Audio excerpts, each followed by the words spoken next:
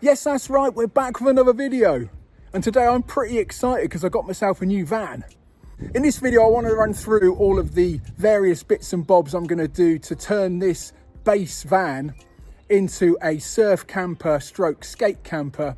So I'm going to flip this camera around, let's see what we're dealing with. Now, as it was a Sky TV van, it had a full wrap. And you can just see that there's little bits of that wrap that still need to be removed. They've done quite a good job of getting it off. There's also some residue from the wrap, so I'm gonna give it a good buff off, find a way to remove that residue and also wax her up. One of the jobs I needed to do was to fit a window in the passenger sliding door, and that got done this morning. I drove this van back last night, so inside you can see got a pretty annoying bulkhead, and that's going to be the first job I'm going to do today, is whip that bad boy out. And inside it's semi-lined. It's got quite a few nice light fittings which I'm going to try and keep. I'm going to fit valve trim, which is a 4-way stretch fabric, and that will make a nice job of the inside. I'm also going to insulate it. The flooring looks really good. It's a big plyboard that's cut nicely, but it's got quite a lot of scoring on it, so I might think of a way to tart that up. Might need to paint it or perhaps coat it with a bit of vinyl flooring. Now, in terms of the back design, I've usually gone for 2 seats sort of in the second row, and that's worked pretty nice as a layout. But I think on this one I might experiment with getting the rock and roll bed, which fits in the back and turns from a bench seat with seat belts where I could stick my passengers, and then pulls out into a bed for a bit of snoozing. And I've found that having a bed in the back of a van has got me out of loads of scrapes at gigs where I've been a bit too late to get back, or maybe a skate or surf session where I want to be going again early the next morning. So coming through to the cab, again, the cab's in pretty nice condition, and I've gone for a model with a fair amount of bells and whistles. This one's got aircon fitted and also a sat nav. The only thing that needs replacing here is this air vent, which for some reason has perished. So I think I can just buy that one unit and stick that in. So that's another job to add to the list. But other than that, she's all good. Another thing I've got to do is put some blue stuff in here, add blue. And you can see I might clean that up a little bit. Somebody's been a little bit careless with the refills. But I think that just brings it up to be compliant with the emissions, and the thought of not having to pay the emissions charge we have here in the UK to drive in cities is pretty good, because I often play gigs in cities, so that will save a little bit of money down the road. Okay, so I'm getting ready to take the bulkhead out, and I've noticed that there's quite a few nuts and bolts that don't seem to have a home, and I also spotted there was a bolt just peeking out of this crack where the door slides back and forth, and I don't reckon that's the best idea because it could get snaggled. So after a little bit of fishing about in that track, I ended up with all that. So as this is an ex-satellite dish fitter's van, I think it's going to be fair to assume there's going to be a fair amount of this going on.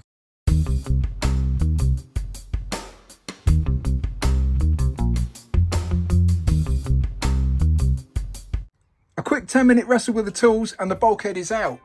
Couldn't have been easier. It was just a socket and also a torque. I've kept all the fittings, so hopefully I can sell this on eBay, raise some cash for some other stuff. Now, it has left a few bits exposed, like the back of the seat belts. It's also exposed this nook under the seats, which is quite exciting and could be utilised for something. So I'm going to think about what I'm going to do to tidy all this up.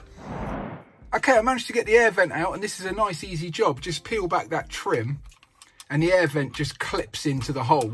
And you can see this one has had it doesn't really work anymore. So I've got a replacement on eBay for 18 quid, and this one's looking pretty good. So that just clips back in. And while I've got this trim off, I took the liberty of running an iPhone cable all around the back. That usually plugs in just there, but you can see I've gone in through the back so there's no cable. And the iPhone does Bluetooth into this stereo system, but I'm thinking that sometimes I might be low on charge. Might be nice to be able to plug it in. Some other things I've done around the cab is just under here, there was a squeaky bushing for my steering, just under there. So I put a bit of oil on that and that stopped the squeak. That was a pleasing and easy fix. I've also popped in some mats just to finish off the interior, and I've put my old seat covers in from the old van just in case I want to get in with a wet wetsuit. I've also put in my iPhone holder, and you can see there's some Velcro there. So once I get this vent put in, the trim put back, I'll put the holder on, and that should be everything in the cab finished.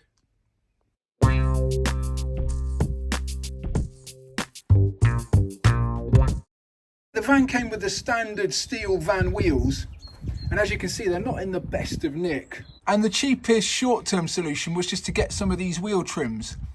Now these were advertised without logos in the centre, but when they were sent through, it's a nice surprise there were some logos in the box. So I put those together and they simply clip in.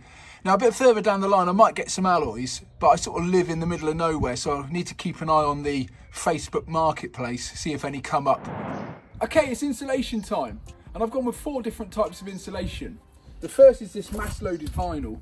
This is sticky backed, and this goes on the panels just to stop any vibration. The next one is a 15mm foam version of that. So this stops a bit of vibration but provides a bit of insulation, and it has the foil on as well.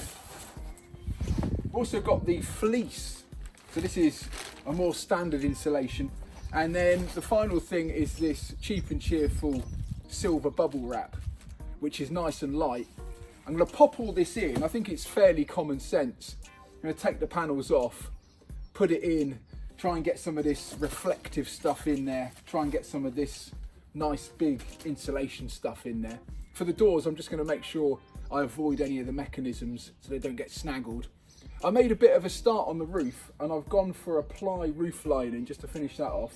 So that's half done at the moment. I'm waiting on more clips because it clips in with the standard Mercedes clips, and it's made quite a nice job. So enough of my yakking, let's get cracking.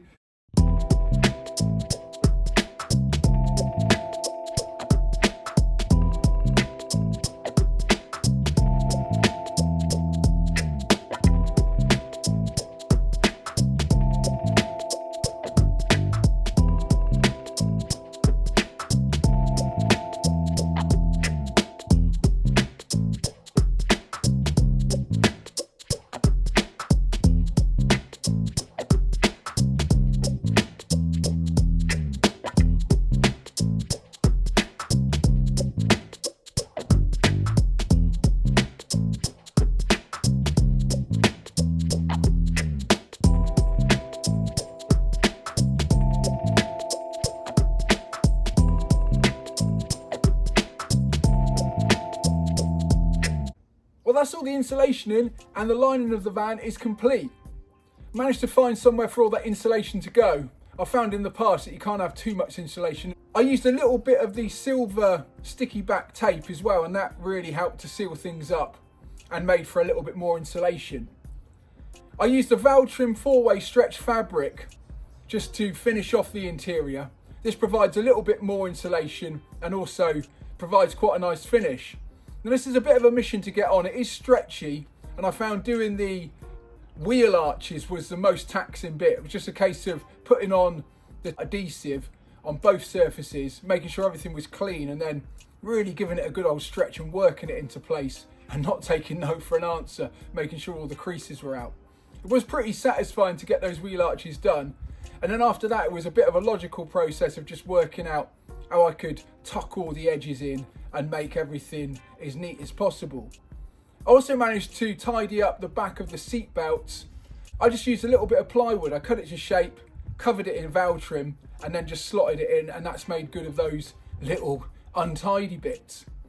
I also got hold of a roof rack. This was just a case of bolting it onto the original fixing points, and it's really handy for getting the larger surfboards and also the sit-on kayak down to the beach. Now the last job today is to paint the floor. Now the floor's in pretty good nick, but it doesn't look that great because it's got a few bits of wear and tear around. So I'm going to paint this with a little bit of floor paint. Now this says on the tin that you need to put 3 coats on and then it dries diamond hard. So let's crack on with that.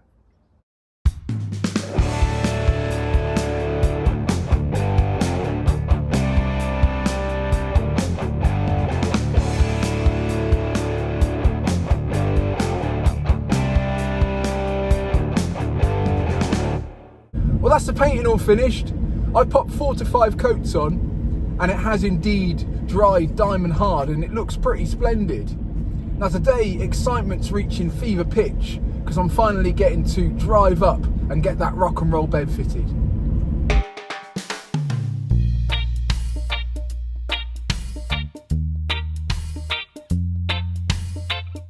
Well, that's the bed all fitted. Nice and simple, only took a couple of hours. And while I was waiting, I went to the local Sidmouth skate park for a session. Now, this one is all MOT compliant. It's got two modes. Obviously, when it's pulled out, it's a bed. And when it's upright, it's a couple of chairs with seat belts. There's also a little nook in the back where you can pop your shopping and also have a little sit and a look out the back of the van. I've got a plan to pop a little board rack underneath, so that's going to be my next job. But all in all, the van is pretty much finished and ready to go.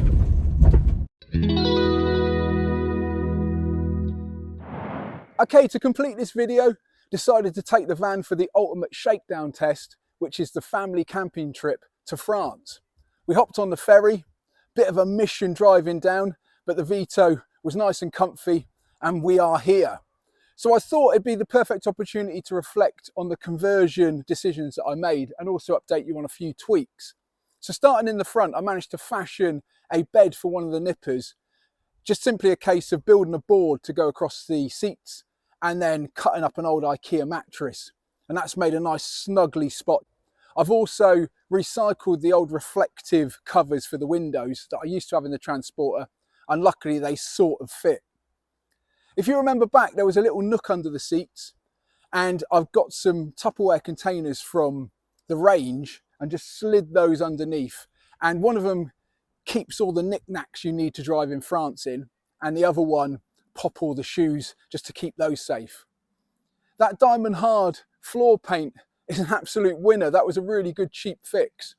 I've been throwing things in willy-nilly and it seems to be keeping the finish and hasn't chipped yet. I've also fashioned a second nipper's bed just by laying an IKEA mattress across that part of the van. Now the rock and roll bed has been working a treat.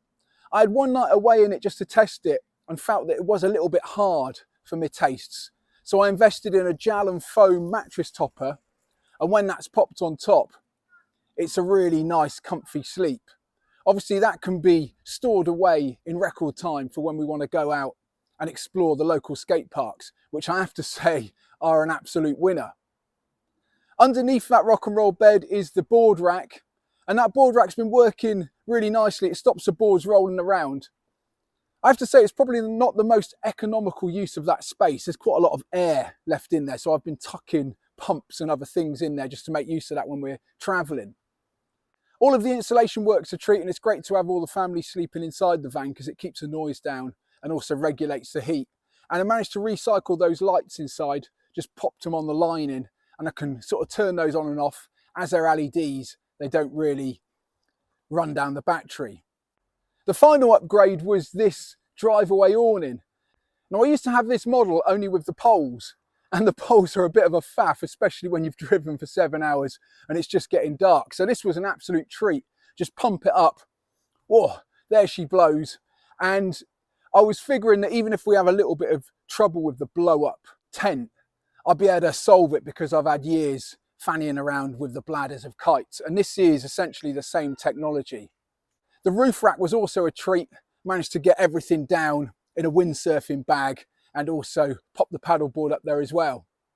If you've got any questions about this conversion, then please do leave those in the comments below. It's been a fun one to do. I've kept my eye on the price, so everything's been proper bargain, but it does work really nicely when you get to the destination. As ever, my name's been John Bishop, and I'll see you next time.